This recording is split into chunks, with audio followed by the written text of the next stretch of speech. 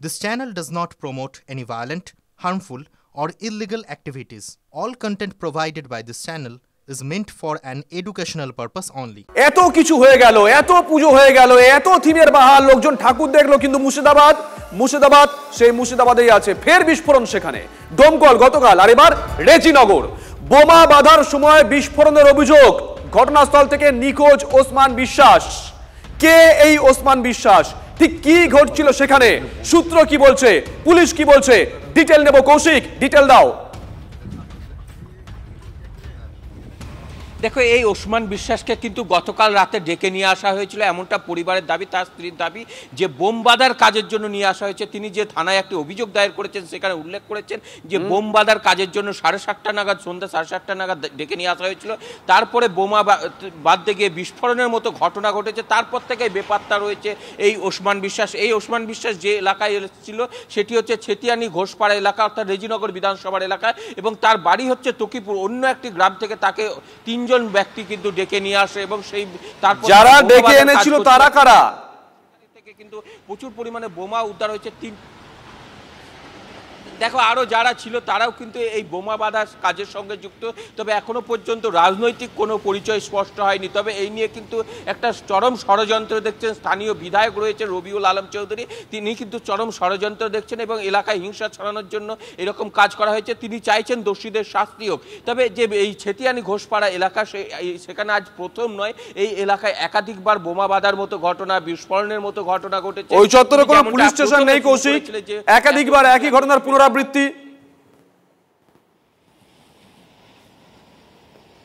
দেখো, একাধিকবার একই ঘটনার পুনরাবৃত্তি ঘটছে, কিন্তু সেই জায়গায় পুলিশ প্রশাসনে কিন্তু সেই ব্যবস্থা গ্রহণ দেখা যায় না। হয়তো যখন ঘটনা ঘটে সেই সময় বেশ কয়েকজনকে আটক করা হয়, গ্রেপ্তার করা হয়, কিন্তু যারা মূল মাথা, যেটা বিধায়কও দাবি করেছেন এর পিছনে বড় মাথা রয়েছে, তিনি যেমনটা দাবি করছেন সেরকম এইসব বড় মাথারা, যে কোট আনকোট যারা বড় মাথা রয়েছে, তারা কোনো সময় কিন্তু ধরা পড়ে না। সেই জায়গায় দাঁড়িয়ে আবারও একের পর এক এইরকমই ঘটনা ঘটে। একদমই সঙ্গে থাকো। এই ওসমান বিশ্বাস তিনি ঘটনাস্থল থেকে নিখোঁজ হয়ে গেছেন, কিন্তু তার পরিবার দাবি করেছে বিস্ফোরণে মৃত্যু হয়েছে এই ওসমানের।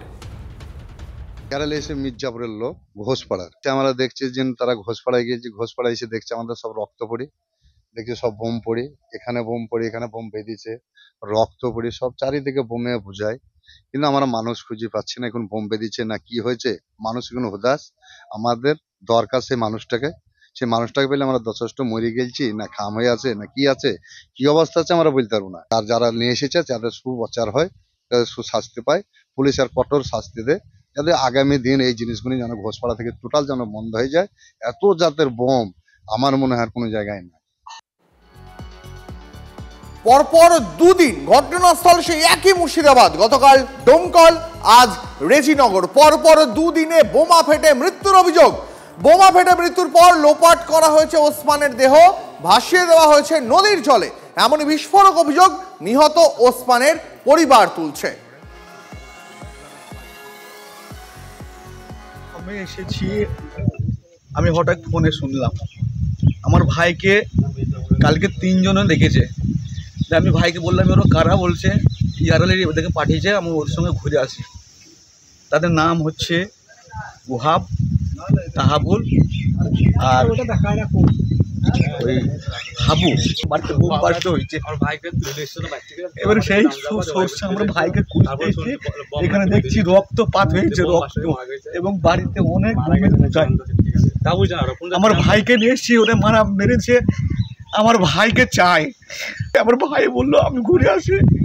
আজ আমার ভাইয়ের লাশ কোথায় গেছে আমরা পাচ্ছি না। আমার ভাই বলেছে আমাদেরকে, ভাই আমরা বোম বাঁধা ছেড়ে দিয়েছি, আর বোম বাঁধে মা মরে গেছে, মায়ের হাতে শপথ করে দেবো। ওসমান তো কি হয়েছে? বাড়ি থেকে 3 জন ডেকে নিয়ে গেছে। কবে? 7:30 সন্ধ্যে দিয়ে দেখবি যাই না ফটা করে দিকে কিছু জানি না। 3 জনের ভিতর কে বোমা বাঁধা কাজে নিয়ে গেছে। আপনার স্বামী বোমা বাঁধতে জানতো? জানতো।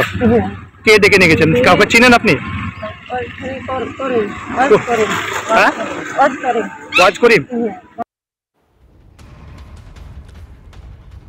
রেজিনগরে বোমা ফেটে মৃত্যুর অভিযোগ। বিতর্কিত মন্তব্য করেছেন তৃণমূল বিধায়ক।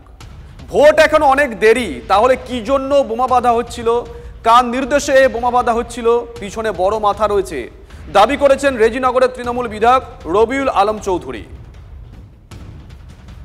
আমি চাইছি প্রশাসন তাদের বিরুদ্ধে কঠোর ব্যবস্থা নেই, কারণ ভোট এখনো অনেক দেরি।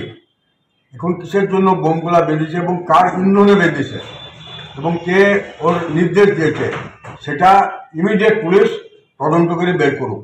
এইরকম যদি প্রশাসনকে আমরা অনুরোধ রাখবো আপনারা সঠিক তদন্ত করে উপযুক্ত শাস্তির ব্যবস্থা করা হোক। তার লাশ কোথায় মুতি রেখেছে না বা কোথায় রেখেছে বা আরো কারা আহত হয়েছে, নিশ্চয় এর পেছনে একটা বড় চক্রান্ত আছে এবং বড় মাথা আছে। অবিলম্বে তাদেরকে এর তদন্ত করে তাদের বিরুদ্ধে যথাযথ ব্যবস্থা নেওয়া। জগন্নাথ চট্টোপাধ্যায় বিজেপি নেতা এই মুহূর্তে আমাদের সঙ্গে রয়েছেন। জগন্নাথ দা, আপনি শুনলেন নিশ্চয়ই তৃণমূল বিধায়ক রবিউল আলম চৌধুরী কি দাবি করছেন। দেখুন, এই পুজোর 3 মাস আগে কেউ জামা কিনতে গেলে আমরা বলতাম পুজো তো অনেক দেরি, পুজোর সময় জামা কিনবি। গতকাল একজন দেখছিলাম ওই আলো কিনতে যাচ্ছে, ওই টুনি বাল্ব, তাই বললাম কালী পুজো দেরি আছে তো, 2 দিন পরে যা। মানে রবিউল আলম কি সেই রকমই কোনো ইঙ্গিত দিলেন, ভোট এখনো অনেক দেরি, এখন কেন বোমা বাঁধা হচ্ছে? দেখুন, পশ্চিমবঙ্গের সংস্কৃতির সঙ্গে গত 15 বছরে বোমাকে একটি অন্যতম অংশ করে ফেলেছে তৃণমূল কংগ্রেস। আমরা ছোটবেলায় বুড়িমার চকলেট বোমা ফাটাতাম, নিশ্চয়ই আপনিও ফাটিয়েছেন। এখন হয়ে গেছে পিসিমার ভোট বোম। তো তৃণমূলের এমএলএ যেটা বলতে চাইছেন যে এই সিজন তো চলছে বুড়িমার চকলেট বোমার, দুর্গাপূজা, কালী পূজা, লক্ষ্মী পূজা, ভাইফোঁটা অব্দি বুড়িমার চকলেট বোমা ফাটার কথা। এখানে এখনই পিসিমার ভোট বোমা কি করে চলে এলো? পার্থক্য এটাই। কিন্তু এই বুড়িমার চকলেট বোমা থেকে পিসিমার ভোট বোমাতে পরিণত করার যে পাপ তৃণমূল কংগ্রেস করেছে, এই পাপের আগুনেই তৃণমূল কংগ্রেসকে দাহ হতে হবে। এবং পশ্চিমবঙ্গের বাঙালি মানুষ ঠিক করে ফেলেছে, এদের এক্সপায়ারি ডেট মোটামুটি চলে এসেছে, আর 5-6 মাসের বিষয়। ধন্যবাদ জগন্নাথ দা। অরূপ চক্রবর্তী তৃণমূল কংগ্রেস নেতা, মুখপাত্র এই মুহূর্তে আমাদের সঙ্গে রয়েছে। অরূপ দা, আসবো আপনার কাছে, তবে তার আগে একবার শোনাই আপনাদের দলের বিধায়ক রবিউল আলম চৌধুরী কি মন্তব্য করেছেন, একবার শুনুন প্লিজ। আমি চাইছি প্রশাসন তাদের বিরুদ্ধে কঠোর ব্যবস্থা নেই, কারণ ভোট এখনো অনেক দেরি। এখন কিসের জন্য বোমগুলা বেঁধেছে এবং কার ইন্ধনে বেঁধেছে এবং কে ওর নির্দেশ দিয়েছে সেটা ইমিডিয়েট পুলিশ তদন্ত করে বের করুক।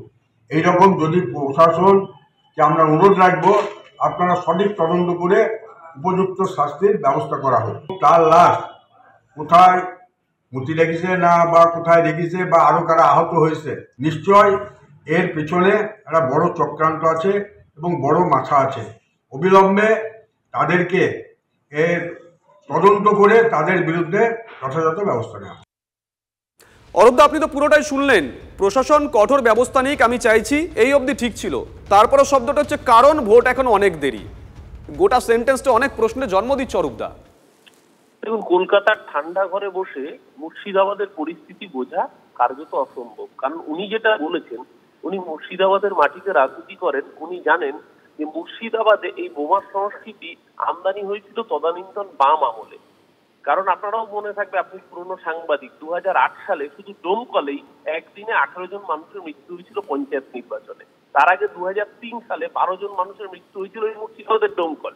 শুধু মুর্শিদাবাদকে কেন্দ্র করে বারবার নির্বাচন আসলে রক্তাক্ত হয়।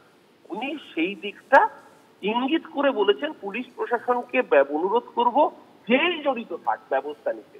আর বিজেপির নেতা জগন্নাথ বাবু একটু আগে কি সব বুড়িমার চকলেট বোম গল্প দিচ্ছিলেন, ওনার তো আগে জানা উচিত যে কাথির মেজো খোকা সে যে বোমগুলো ব্যবহার করে সেটা হচ্ছে সাম্প্রদায়িক বোম। এই মুর্শিদাবাদে কদিন আগে আমরা কি দেখেছি, নিমতিটা রেল স্টেশনে রেল লাইনের মধ্যে ট্র্যাকের মধ্যে বোমা রেখে পালানোর সময় ধরা পড়েছিল হাতে নাতে যে 2 জন দুষ্কৃতী, তারা ভারতীয় জনতা পার্টির কর্মী। নিমতিটা রেল স্টেশনে বোমা রেখে সাম্প্রদায়িক টেনশন তৈরি করে একটা বিশেষ সম্প্রদায়ের মানুষকে টার্গেট করে তাদেরকে ভিলেন বানানোর, বুঝতে পেরেছি আপনার অভিযোগ। আজকে দেখতে হবে যে এর পেছনে বিজেপির হাত রয়েছে কিনা। ধন্যবাদ অরূপদা। অধীর চৌধুরী তিনি কি বলেছেন একবার শোনাই। চুরি, চোরচুরি, বাটপাড়ি, যত রকমের ধান্দাবাজি, স্মাগলিং, নারী পাচার, কালো টাকা পাচার, মানে জাল টাকা পাচার, সবকিছু মুর্শিদে পাবেন। পাবেন নাকি শিল্প, শিক্ষা, বড় বিশ্ববিদ্যালয় এগুলো পাবেন না, বাকি সব পাবেন মুর্শিদাবাদে। খুনি পাবেন, গুন্ডা পাবেন, দিদির তলার লোকদের লুট দেখতে পাবেন, বোমা বিস্ফোরণ পাবেন, কিন্তু মুর্শিদাবাদ জেলার মানুষের দাবি অনুযায়ী বিশ্ববিদ্যালয় হবে না, সেখানটাই কোনো শিল্প হবে না, কোনো রুটি হবে না, সেখানকার মানুষের ভবিতব্য পরিযায়ী শ্রমিক।